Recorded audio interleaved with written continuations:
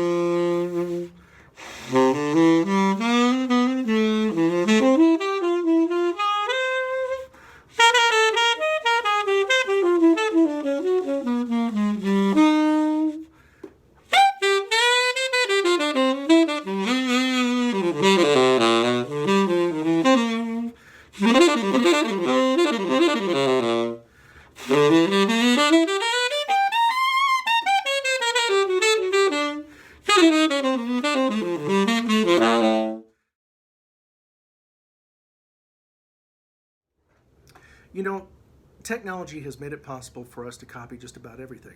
And the folks at Westcoast Sax are not offering this mouthpiece as a direct copy of a classic Autolink. In fact, it is their take on the Autolink design and that traditional sound that's been amped up or souped up a little bit for the modern player, meaning greater projection, a little bit more sizzle to the sound, a little bit greater ease in the altissimo register. I have to tell you that everything that Matt has done at Westcoast Sax with regard to this mouthpiece has proven to be true. It has a very cool patina. Looks like raw brass. In fact, I think it's a brass mouthpiece that's been chemically aged and then treated with like a food grade polymer, a food safe polymer rather, to make sure that you don't get that nasty brass tinge. Every once in a while I would get a sense of it, but it's probably just the mouthpiece that I tested out. What can I say? I do get a sense that it is an Autolink. It feels like an Autolink, but what it reminds me of is an Autolink that I purchased years ago. It was a Florida model Autolink that had been kind of baffled and souped up by a mouthpiece maker. The rails are a bit thinner. The facing is medium, so it speaks really well. It does an excellent job in the altissimo register. Again, I'm not one of those screamers in the altissimo, but if you are, you're really going to appreciate this. I think the part that I liked about the mouthpiece most was how well throughout the whole range, especially down low, it responded. The table is incredibly flat. The tip rails and side rails are excellent. And have I mentioned how cool it looks? Here's what I can say. If there's anything about this mouthpiece that I'm not really a big fan of, it's the fact that there's no tooth guard. Now, this isn't a big deal. There's a lot of makers who do that. But I think it's just this particular tooth guard makes the depth between the reed and the tip of the mouthpiece a little bit wider than I want it to be. Easily fixable. I just use a thinner tooth guard. The sound that's produced is exactly what's advertised. It is a classic feel and sound, got that kind of woodiness and warmth of a link, but with a little bit more soup. The mouthpiece doesn't guide me to a particular sound, but I want to say that it assists me, so I can go and really edge it out, but I can go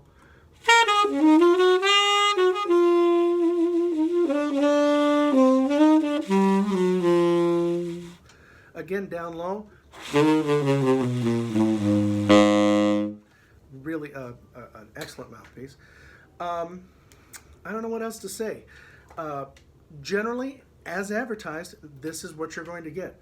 It is an expressive mouthpiece that gives a good sense of flexibility, really tremendous ease. I did find that thinner reeds, so like 2.5 and 3, maybe Redbox Van Doren Javas, and Legers. 2.5s work real well. I generally have never found a mouthpiece that I could play a Leger on and feel comfortable and not have it feel like a piece of plastic.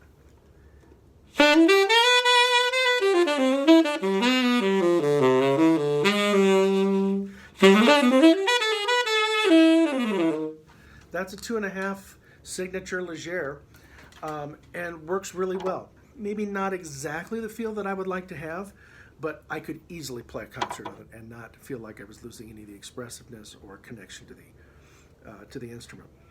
At $600, it's market price and it's expensive. So you want to make sure that this is what you're looking for. The interior of this mouthpiece is unlike anything I've ever seen on an Autolite. Usually, if I was to hold it up against the light here, you'd be able to see as I turned it a little bit of a baffle. Like on the Retro Revival mouthpieces, there's a noticeable rollover baffle. This one is very, very slight. In fact, when I first looked at it, it reminded me of an old Tone Master I had where it was straight.